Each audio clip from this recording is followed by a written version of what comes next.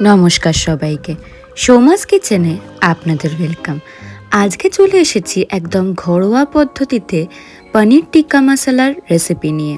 প্রথমেই একটা কাঁচের পাত্রে নিয়েছি টক দই, রেড ফুড কালার, হলুদ গুঁড়ো, লঙ্কার গুঁড়ো, কাশ্মীরি রেড চিলি, একটু গরম মশলা, তন্দুরি মশলা, সর্ষের তেল, নুন, আদা রসুন বাটা দিয়ে সব কিছু ভালো করে একসাথে মিক্সড করব।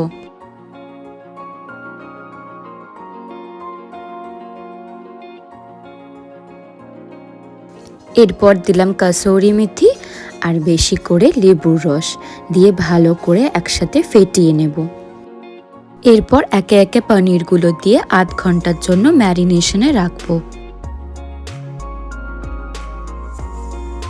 আধ ঘন্টা পর কড়াইতে দিয়ে দিয়েছি সামান্য একটু ঘি। এবার পনিরগুলো একে একে হালকা করে একটু ভেজে নিয়ে তুলে রাখবো। এরপর বানিয়ে নেব পনির টিক্কা মশলার গ্রেভি।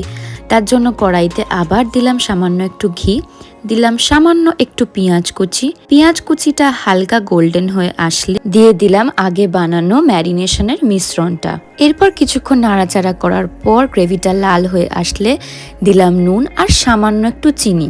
এরপর দিলাম জল। গ্রেভিটা ফুটে আসলে ভেজে রাখা পনিরগুলো দিয়ে দিলাম। পনিরের রেসিপিটায় একটা সুন্দর ফ্লেভার আনতে একটা ছোট্ট বাটিতে একটা ছোট্ট কয়লার ওপর একটু ঘি দিয়ে কিছুক্ষণ চাপা দিয়ে রেখেছিলাম। নাবানোর আগে উপর থেকে দিলাম ধনেপাতা। এবার একটা বাটিতে সার্ভ করে দিলাম সামান্য একটু ঘি। এটা কিন্তু রুটি আর পরোটার সাথে খেতে দারুণ লাগবে, তাহলে আপনারাও ট্রাই করুন। ধন্যবাদ।